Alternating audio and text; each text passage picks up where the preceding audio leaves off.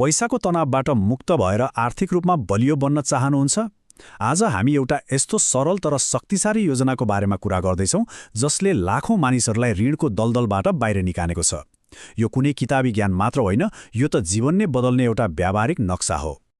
यो यात्राको सुरुवात डेभ र्याम्सेको कथाबाट गरौँ, जसले यो पाठ सबैभन्दा कठिन तरिकाले सिकेका थिए। उनले एउटा सामान्य सत्य बिर्सेका थिए, साँचो सम्पत्ति देखावटीबाट होइन, आर्थिक स्थिरताबाट आउँछ। सोच्नुस् त, 20 वर्षको उमेरमा डेभले रियल इस्टेटमा हात हाले र ब्याङ्कको ऋण लिएर केही वर्षमै करोडपति बने। तर ऋणको जगमा बनेको त्यो साम्राज्य धेरै समय टिकेन। केही समयमै सबथोक गुम्यो, ब्याङ्कले घर र गाडी सबै लग्यो। कुनै बेलाको करोडपति आफ्ना बच्चाहरूको स्कुलको फी तिर्न नसक्ने अवस्थामा पुगे।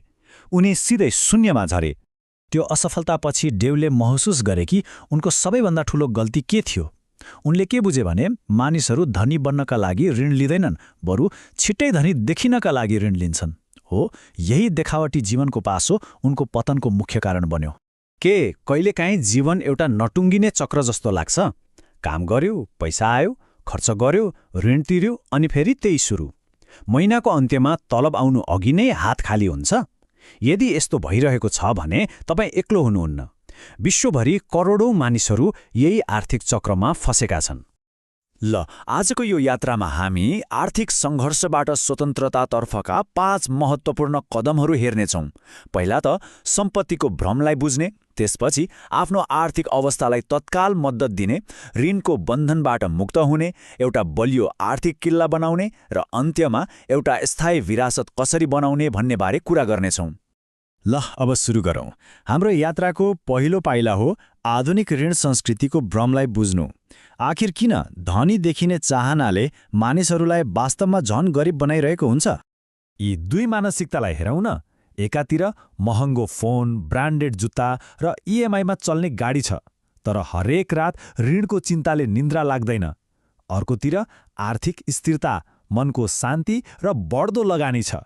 पहिलोले बाहिरबाट हेर्दा क्षणिक सन्तुष्टि देला, तर दोस्रोले भित्रैबाट वास्तविक स्वतन्त्रता र शान्ति दिन्छ। त्यसो भए यो चक्र तोड्ने पहिलो र सबैभन्दा महत्त्वपूर्ण कदम के हो त? यसलाई आफ्नो आर्थिक जीवनको लागि फर्स्ट एड जस्तै सम्झनुहोस्।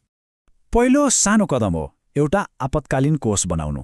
धेरै होइन, 70,000देखि 1 लाख रुपियाँसम्मको एउटा सानो बचत, ताकि जीवनमा अचानक आइपर्ने समस्याहरू जस्तै बिरामी पर्दा वा गाडी बिग्रिँदा फेरि ऋण लिनु नपरोस्। याद राख्नुहोस्, यही सानो कोष तपाईँ र आर्थिक सङ्कटको बीचको सबैभन्दा बलियो पर्खाल हो। रवि भन्ने एक आइटी इन्जिनियरको कथा हेरौँ। तलब राम्रो थियो, तर उनको कमाई भाडा, इएमआई र घुमघामै सकिन्थ्यो।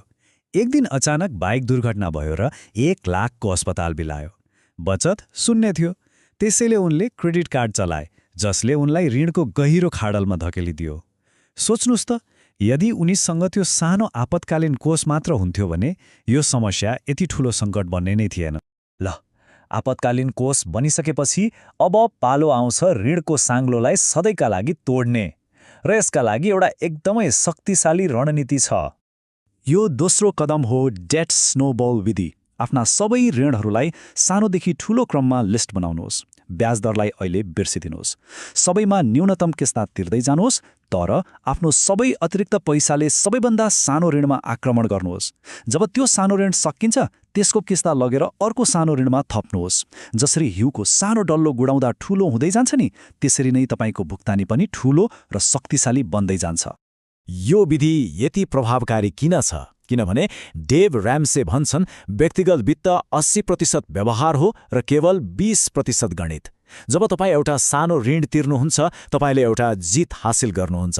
हो, यही जितले आत्मविश्वास बढाउँछ र तपाईँलाई अगाडि बढ्नको लागि मानसिक ऊर्जा दिन्छ।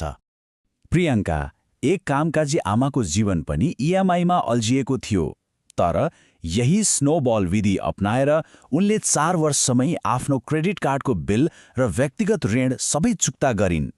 प्रियङ्काको कथाले के प्रमाणित गर्छ भने यो प्रणालीले साँच्चै काम गर्छ। ऋणबाट मुक्त हुनु त आधा यात्रा मात्र हो। अब पालो आउँछ वास्तविक र दीर्घकालीन सम्पत्ति निर्माण गर्ने।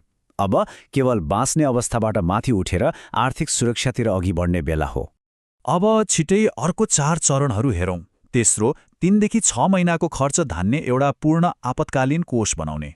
चौथो, आफ्नो आम्दानीको 15% सम्पत्ति निर्माणको लागि लगानी गर्ने। पाँचौं, बच्चाहरूको भविष्यको शिक्षाको लागि बचत गर्ने। र छैटौं, आफ्नो घर ऋणलाई सकेसम्म चाँडो तिरेर सकाउने। एकछिन सोच्नुहोस् त, हरेक महिना केवल 10,000 रुपियाँ 25 वर्षसम्म लगानी गर्दा चक्रवृद्धि ब्याजको शक्तिले त्यो रकम 1,60,00,000 रुपियाँभन्दा बढी बन्न सक्छ। यो कुनै जादु होइन, यो केवल अनुशासित लगानी र समयको शक्ति हो। एउटा सामान्य भ्रम छ कि कर लाभको लागि घर ऋण राख्नु राम्रो हो, तर वास्तविकता के हो भने 1.5 लाख कर बचाउनको लागि 10 लाख ब्याज तिर्नु सरासर घाटाको सम्झौता हो। याद राख्नुहोस्, कर बचाउनकै लागि ऋणमा बसिरहनु बुद्धिमानी होइन। र अब हामी यो यात्राको अन्तिम र सबैभन्दा प्रेरणादायी चरणमा आइपुगेका छौं, जुन आर्थिक स्वतन्त्रताको वास्तविक लक्ष्य हो।